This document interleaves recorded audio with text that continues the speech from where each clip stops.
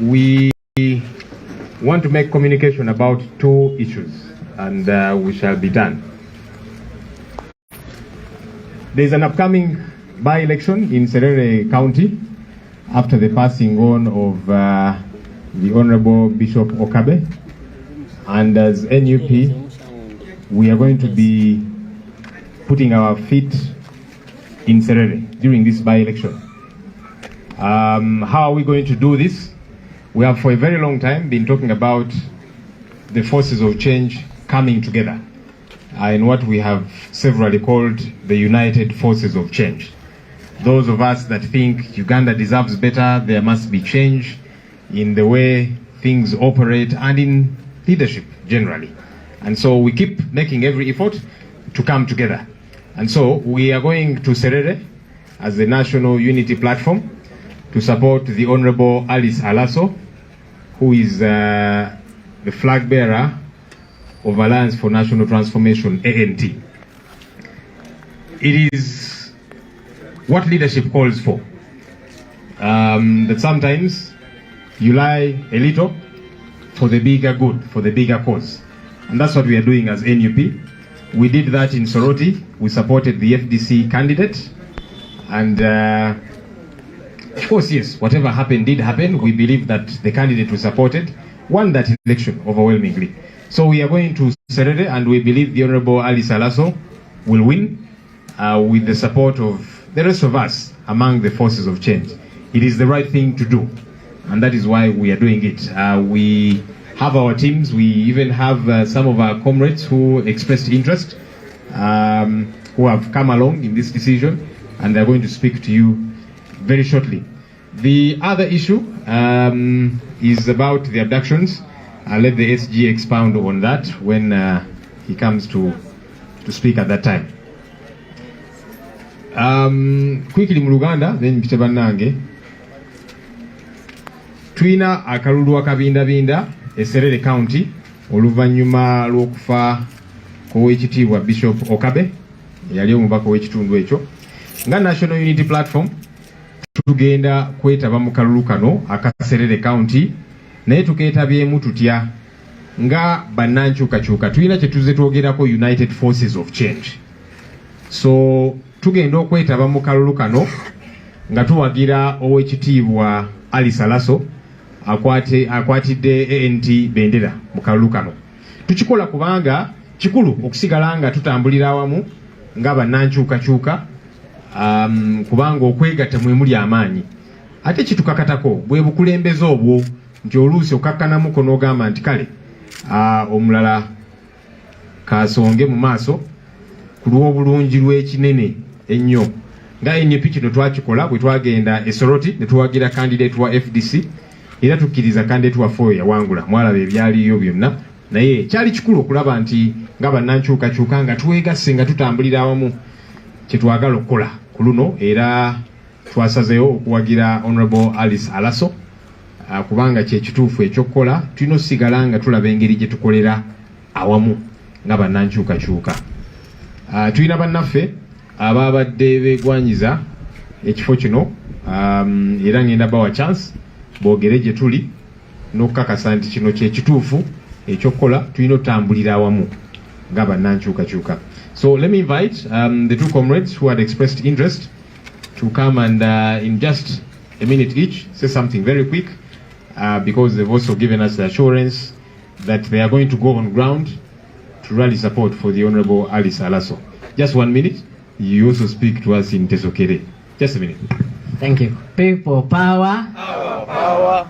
My name is Joel Obore, one of the candidates that expressed interest in Serere for Serere aspirants to run as a flag bearer for NUP.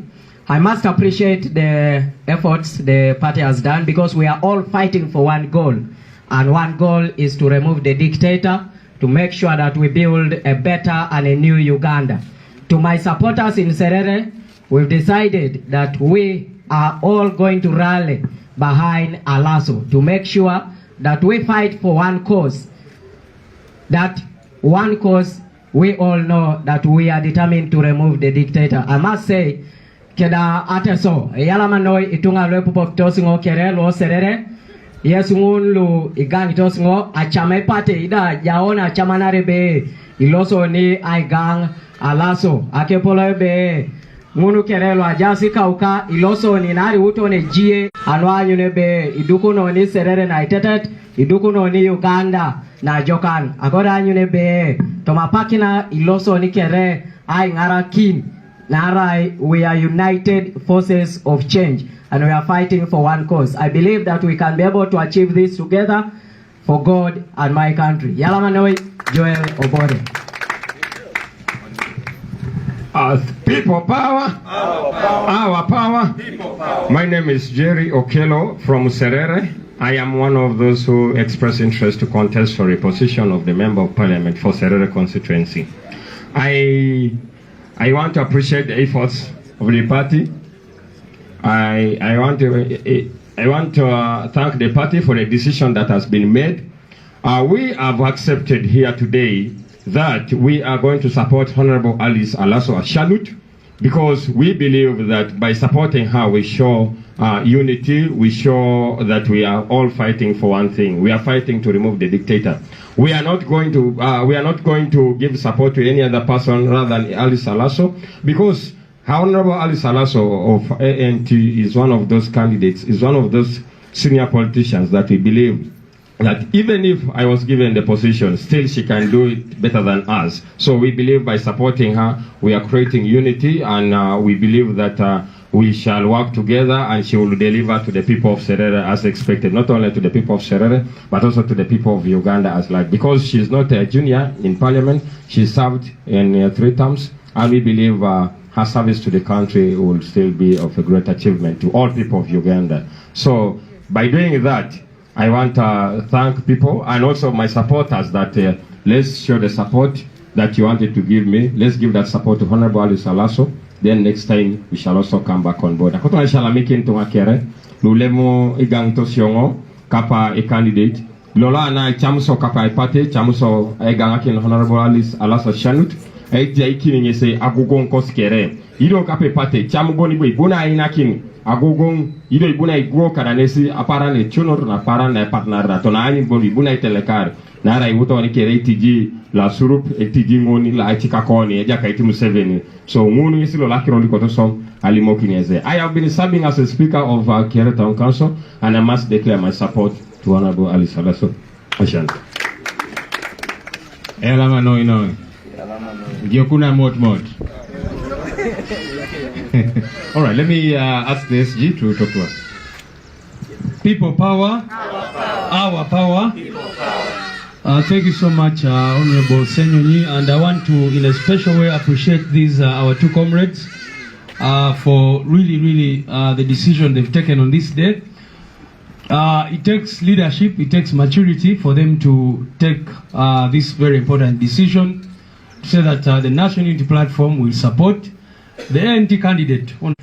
Like Honorable Senyonyi explained, we are doing this to show maturity in leadership, to show that we believe in the unity of the people of Uganda, to show that we don't just want to participate in this election just for the sake of it. We want to have results from this election. We all know what has been going on in the different by-elections, which we have won, and the regime has gone on to rig. We are fighting for electoral justice, and we are going to step in Serere to continue fighting for electoral justice. So the people who keep asking us why we go for these elections, it is simply because we use these elections as an opportunity to reach out to the people, for the people to see in real time what kind of bandits or thugs are in charge of this our country. So we'll be going there to support Honorable Alice Alaso. And this is evidence that there are people who keep saying, well, you don't have candidates is because you didn't have your own candidates. We have 2, and you've heard them speak. This one is already a speaker, holding a very important position in Serere. This young man, you've had the fire in his belly. So we have very good candidates, but we are looking at the bigger picture. The second issue I want to talk about is a question of abductions. Last week, we were all shocked when we saw a lady called Nabanja talking about the fact that they have John Bosco Chibalama. John Bosco Chibalama disappeared in 2019 on the 3rd of June.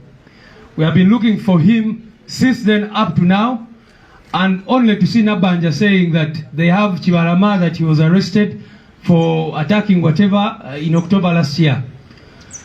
And so it is very, very, very unfortunate that these are the kinds of people, and to see that they are downplaying such an important issue of abductions, denying. So Bariomusi also talking about this in a casual manner. Up to now, they are abducting our people. Last week, they abducted a young man who we don't even know where he is up to now. We even have a report as of today that there are people who were abducted last night. Our human rights team is trying to verify all this information. So it is very, very shameful for the so-called Prime Minister to come out and start downplaying these issues. Up to now, we still have over 20 people, many of whom disappeared during the election. But you see, abductions are an ongoing issue. Those of you who saw the so-called chairperson of Human Rights Commission speaking, she was also saying that some of the people who we put on that list were not abducted. Shame upon her, because these people were abducted, they were kept away for several months, and eventually either produced before the military court or dumped somewhere in swamps and that kind of thing. So every list that we've given them keeps getting updated. I wanted to clarify that to the media. When the Human Rights Commission comes, out of the 25 names you gave us, only 18 are missing. It is because abductions are ongoing. So if they, for example, you know, Bobby Young was abducted, they kept him for 8 days. So if we are reporting at that particular time, Bobby Young's name will be on that list of abductees. But when he is eventually produced, then that person is removed from that list. I also saw the media saying that we don't report to the police, that we don't report this, that these matters are not reported to the police, that people only report to the political party. Yes, and the reasons are clear. Our spokesperson clearly explained why people always come here. But I also want to put on record that there is no single abduction that has not been reported to the police. All abductions are reported to the police. And of course the police will tell you, oh, we don't have this person is with CMI. When you go to CMI, they say the person is with ISO. You look for the person, and many of the people eventually, you cannot find them. I have a letter here, for example, which I wrote to the chairperson of Human Rights Commission on the 29th of November last year. And if you see the people I copied this letter to the Inspector General of Police. I copied this letter to the chairperson of the Human Rights Committee of Parliament. I copied this to the Minister of Internal Affairs. So when Nabanja says that we do not report these things to government agencies, she's simply lying, and it is definitely not true what she was saying. And we are looking, so now that Balama, we shall go back to court again to apply for habeas corpus. But if you say that you have someone who was abducted in 2019, and the wives, the children have not been given an opportunity to see this person, regardless of what charges you say the person committed, the person has rights under the law. And of course, the good thing is that they are confirming. They even brought out 5 people who we did not have on our list, and said that these people had been held for 5 months before they were produced. If you saw her ridiculous statement, that's what it was saying, that they had 5 people in custody, and that these people were produced before court after 5 months. Shame upon you. How do you take people and detain them for 5 months before you produce them before a court of law, when the law says that you must produce someone before court within 48 hours?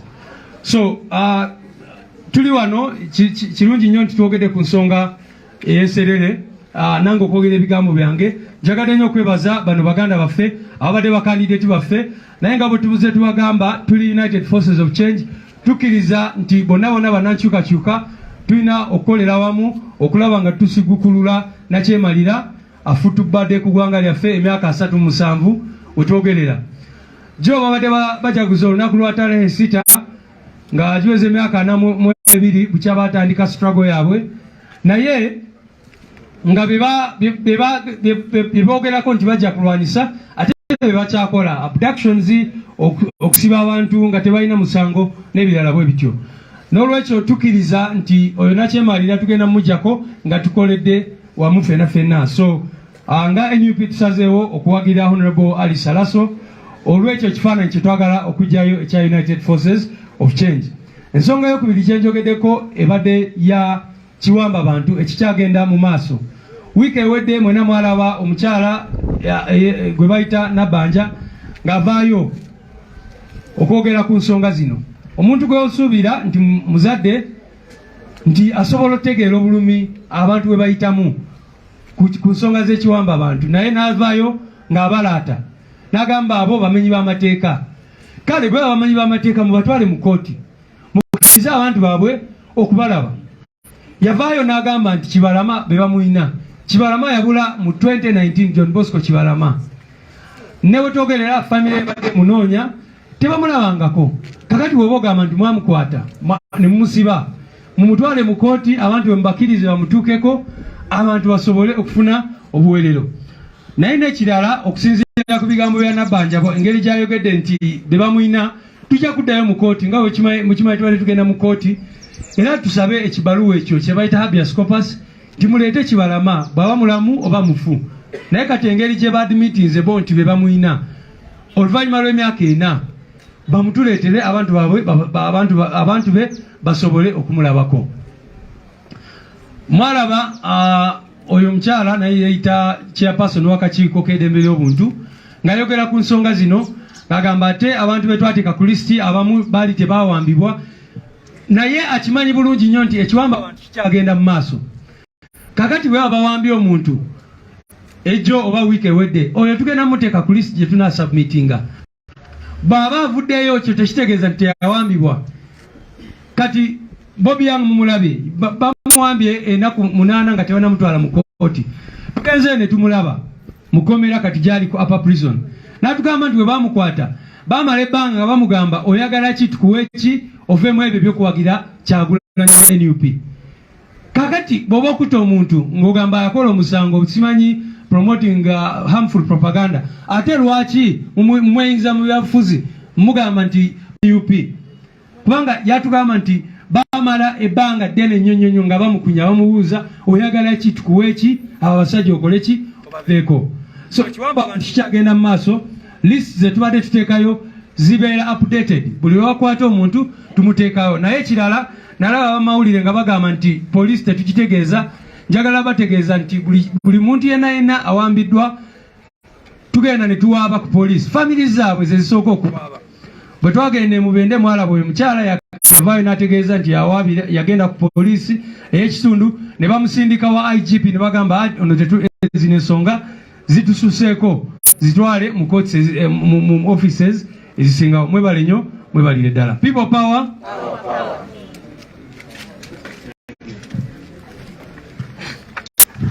People power. Our power. People power. Our power. Fellow leaders and members of the press, good morning. I just have one point, just to congratulate our members for accepting to support Aris Saraso, Honorable. I've seen Aris for a very, very, very long time, and I think and believe that she's going to be the candidate we have been looking for. Congratulations, gentlemen.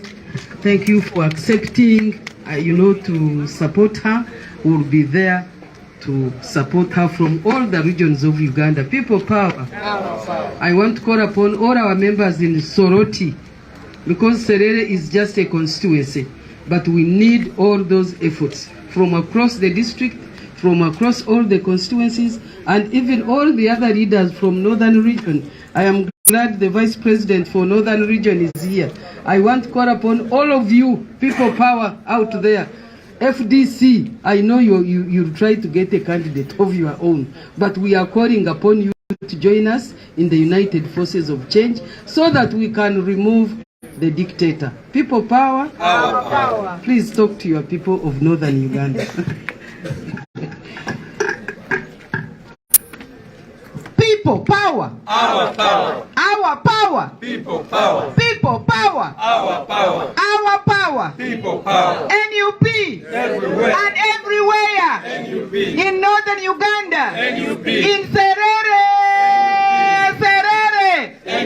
Congratulations. Thank you so much, the team from the press, for your patience with us, because we had to do consultation.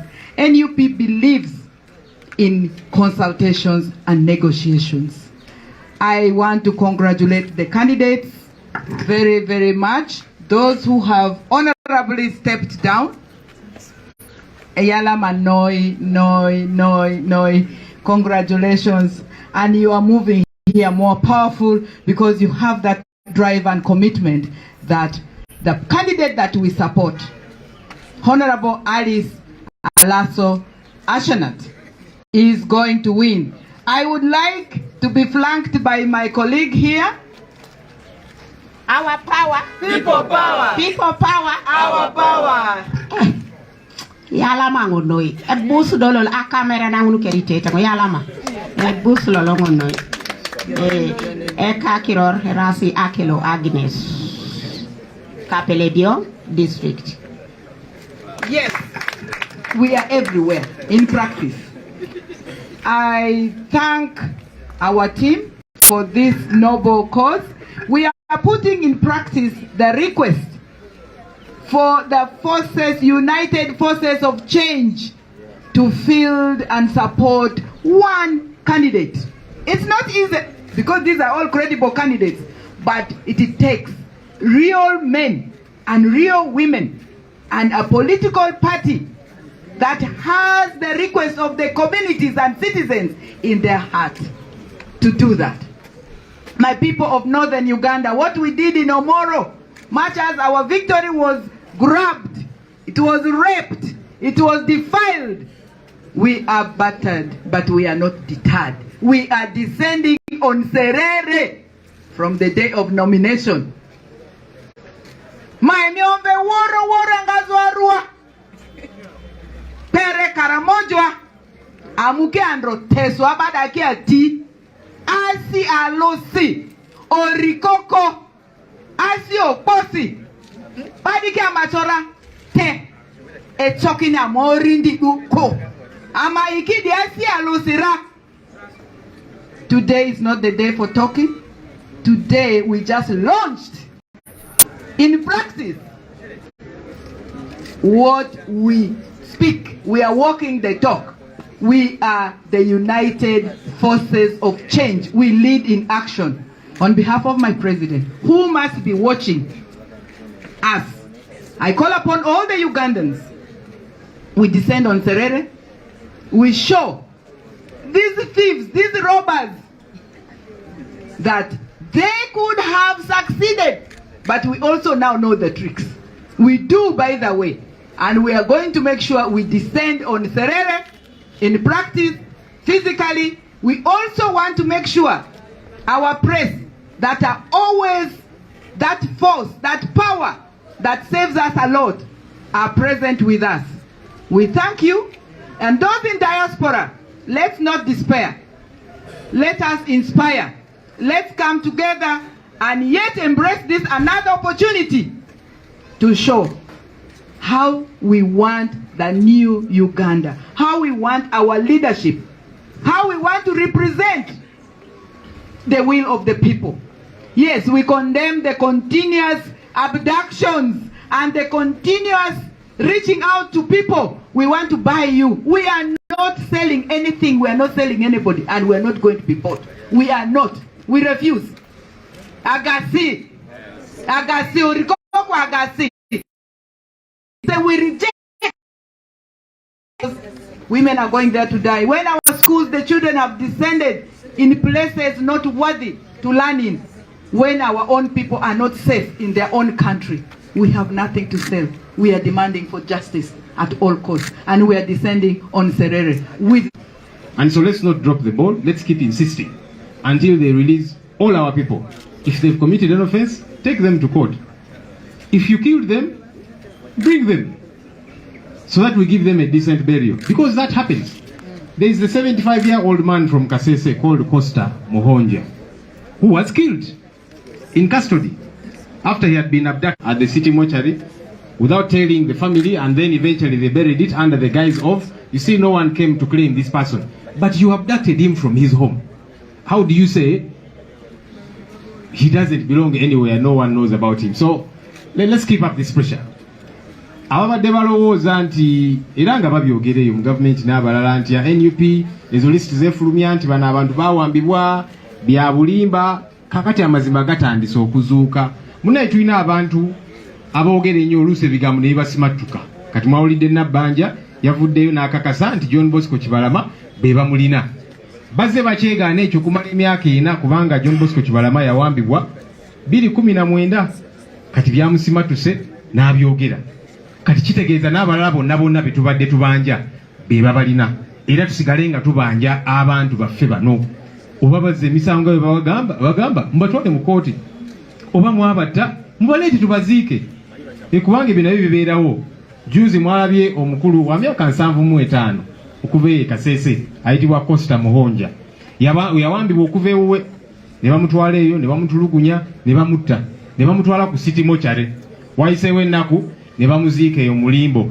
Mbwa nti kakati ono talina babe tewali yazze kubanja mulambo guno banabanja batyanga temwabagambye timwamusse kubanga mwamugamba nga mujje ewuwe. So bino bibeerawo. Abantu bano bamwabatta mubatuwe tubaziike. Naye tulemereko nga tubanjiza ddala abantu bano balina abantu baffe. Honorable Kaluya sanga okubona kuno bulina kubeera. In fact yido tulamwiseeko mu Lusoga. Honorable Kaluya is one of our formidable leaders all the way from Busoga, and we are glad that he's part of the team. Tulamwiseeko dakika ndala. No, sir. Thank you very much, Honorable Senyonyi. It is a very, very wonderful day today that we are actually, as NUP, walking the talk. When we say we are the United Forces of Change and we bring out this gesture, I think we are on the right path. I want to thank our leadership and most especially our president for having this kind of approach towards the liberation of Uganda. Abatuuliriza mwenna tuli basanyufu nnyo olwaleero okulabika nti tusobodde okubeera n'ekikolwa kino ekiraga obumu nga aba opposition abagezaako okulwanyisa nakyemalira ne banne. Kino kye tukoze olwaleero kyongera okulaga nti obukulembeze bwaffe buli mu kkubo ettuufu era tugenda kusobola okuwamba oba okutwala obukulembeze bwe batunyaga mu ddembe era nga tuyise mu mitendera emituufu. Ab'Esserere tubagamba nti ffe tujja mu bumalirivu obw'ekitalo okulabika nti tutwala obukulembeze obw'Esserere. Ebyo byonna bye nga batukola elections tubyetegekedde naye ffe tujja kwongera okulabisa gavumenti eno n'okulabika nti tukola ekyo ekituufu. Bantu baffe ab'ebusoga twongera okukakasa nti kino kye tulikola olwaleero kyongera okulaga obumu nga opposition, okulaga obumu nti ffe tuli kulwanirira okulabika nti tulwanisa oyo nakyemalira nga tubita mu bwegayisi. Tuli kujeserere okwongera okuwagira Honorable Ali Salaso mu nsonga eya by-election eriyo. Mwebale ino, mwebale ilala, nsigaire Andrew Kiza Kaluya. Era zena nayongera okubiriza gavumenti nti ekendeze oba erekere abductions era n'abaana baife abali mu makomera bonna tudda kulwana paka nga tubatwereyo. Mwebale ino, mwebale ilala. Tusanga ile baba. Okay. Hey, their hands. Okay, I'll give chance to about 3 questions. Tuveyo. Isim. Sikaweli. Sita kange Nicholas. Kola ne Sita Media Uganda. Question yange esooka egenda ku abductions then eyokubiri aya by election y'Esserere. Abannabyabufuzi bangi naddala okuva ku side ya NRM abazze bakyogera kati ku TV stations ezenjawulo ne radio station ti NUP ekibiina kya National Unity Platform akireeta eno enkola ya United ewantu wokka wekitayina abantu bamusinzi oba bakulembeze bamusinzi era nga bagamba abakulembeze mu bazimbe mu Buganda wokka mu Eastern Uganda ne regions endala mujjayo bujja abantu akubalaga nti tubaddewo ne candidate naye ffe engeri tuli aba United Forces of Change akatuwagire gundi. So ensonga eyo amujja gitutangazaamu addala kituufu mubaayo ne bakandidate ab'amaanyi ne muwa buwi oba ne mulekera ku United Forces of Change. Then n'ensonga endala ku abductions emyaka 5 gye tukubye emabega atwala bamemba ba parliament His Excellency Robert Kyagulanyi Ssentamu ng'akyali mubaka ow'Ekyaddondo ne banne abagenda ne bagenda mu Tocha Chambers okuzirambula okulukakasiza ddala oba ddala teri bantu myaka 5 era etiyise abantu bakyawambibwa naddala nga bakibiina ky'eniyuku abamemba ba parliament n'abakulembeze ab'enjawulo tetunnabalaba we bavaayo kulaba nti bagenda mu Tocha Chambers okukakasa oba abantu abo abakyaliyo nga itwalabe John Bosco Kibalama Prime Minister Nabbanja we yavuddeyo n'agamba nti abamwina mu Tocha Chambers buzibu ki obukyabagaanye mwenga abakulembeze okulaba nti mugenda mu Tocha Chambers okukakasa oba abantu bamwe bakyaliyo neyanza. Okay, Namakumbi.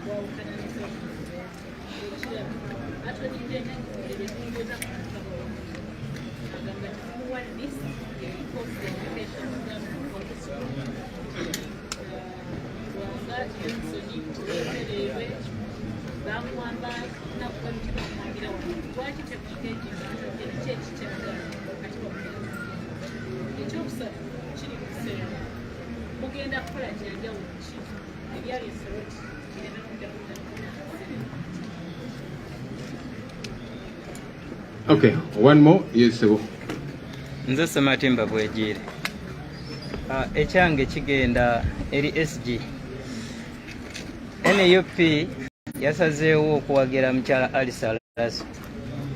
Ali Salaso ayogerwako kyekibalobedde okumutuleetera okubeera nga tumulabako wano naye ne tuwulira ku kigambo ki.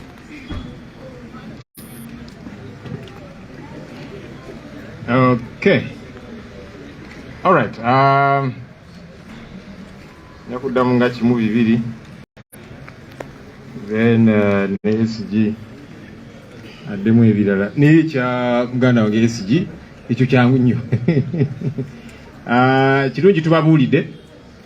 Honorable Alaso by the way twogeddeko naye nga tuli mu meeting kuba tuze tuwayamuko naye. Ali mu field campaigning tasobodde kujja naye mwenga bannamawulire namwe mujja munoonyaako. Mukakase nti bali beboogera bituufu oba si bituufu. Really, how do you respond to such a question? Anyway, but I guess SG might have a better answer than mine. NUP ereta okwegatta wetuli wiiki. Omanyi bobeera omukulembeze ate nga ogeza nga tugamba nti ffe ng'abakulembeze ffe aba NUP ne bannaffe abalala tugezeeko okulaba gye tugatta amaanyi n'obusobozi. Yes, waliwo oluusi n'olaba nti mu particular situation eno mu constituency eno ono gwe tulaba yajjo tugirayo kye twali agadde. Obu nawo bukulembeze kikulu era kye twalaba esoroti nga already munnaffe twali naye mu parliament ng'atambula bulungi ng'obusobozi abulina. Tugamba nti omuntu ono lwaki tumusuula tutambule naye. Ekitiibwa Ali Salaso abaddeyo ebbanga lino lyonna obusobozi abulina. Tugamba nti why not tumwegatteko. Naye tekitegeeza nti tulina bantu tubalaze ba candidates baffe omu speaker mulamba kansala ate speaker kakati awogamba otya nti tuba tuwewuse.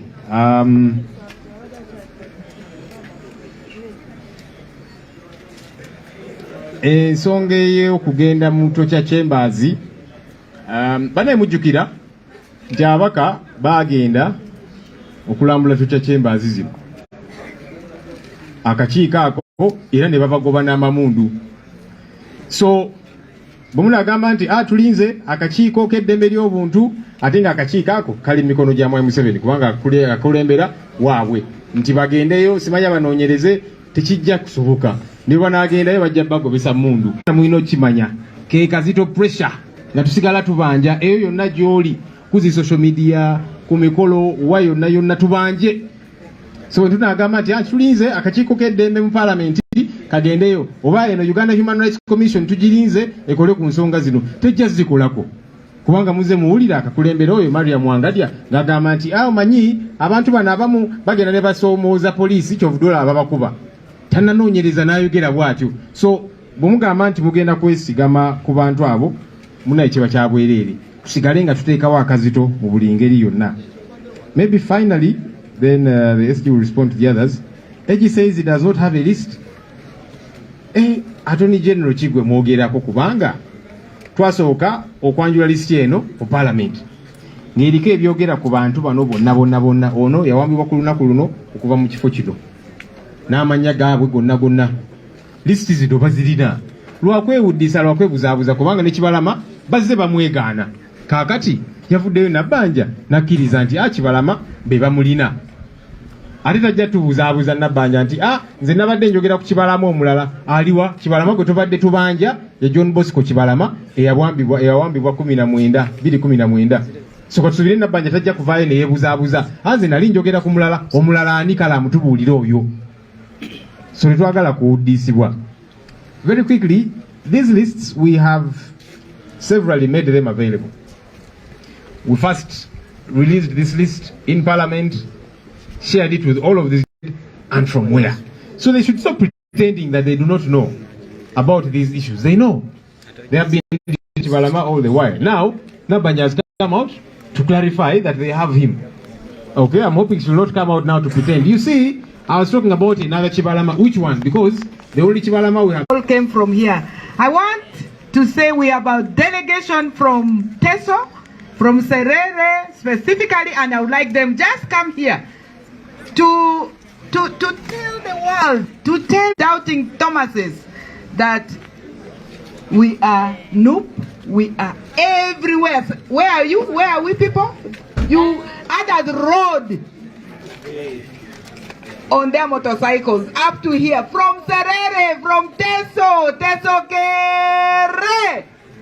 We are everywhere, and that is how solidly support the need for change, the need to deliver a new Uganda that Noop is positioned to do.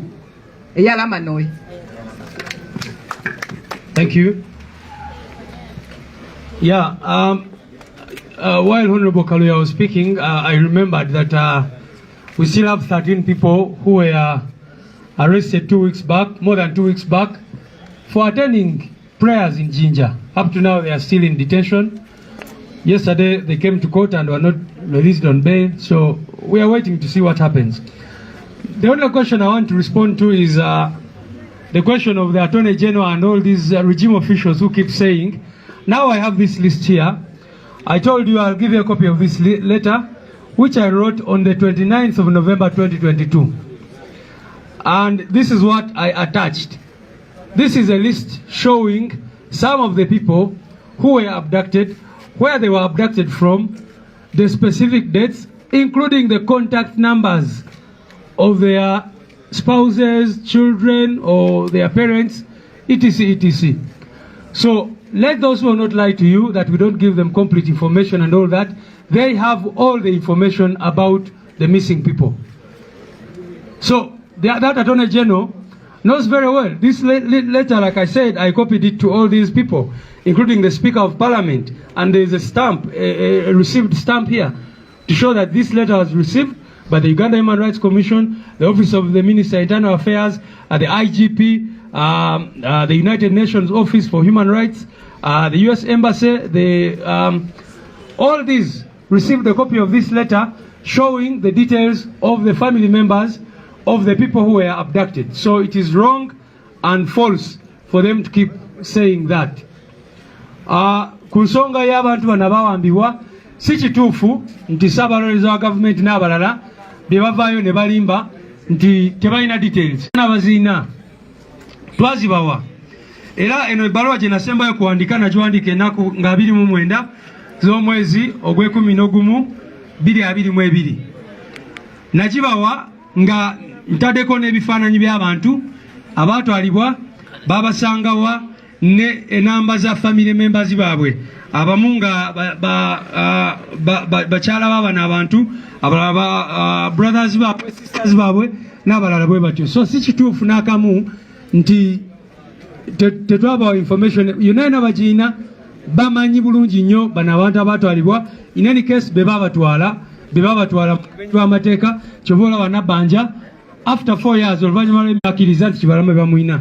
Okuddamu ekibuuzo nti tumanyi tutya ntono Kibalama ye Kibalama waffe abadde asoma ebbaluwa yennyini gye twamuwandikira n'agamba n'ajja olupapula ono Kibalama ffe abamwina nooza akakatambi mu abakakwata ng'asoma ebbaluwa yennyini lisiti yaffe gye twamuwa n'agamba ku lisiti yaabwe waliwo Kibalama era Kibalama ffe abamwina. Kale oyinza ogamba nti mwasooka ne mubuzaako somewhere then ne muddamu ne mumukwata lasiya mumuleete famire ye emulabe muleme omutereka eyo ng'abantu tebamanyi. Muganda wange abuuziza lwaki Honorable Alaso tali wano ali ku ground era naffe tujja musangayo ojja kutulaba nga tuli ku ground nga twogera naye. People power. Thank you.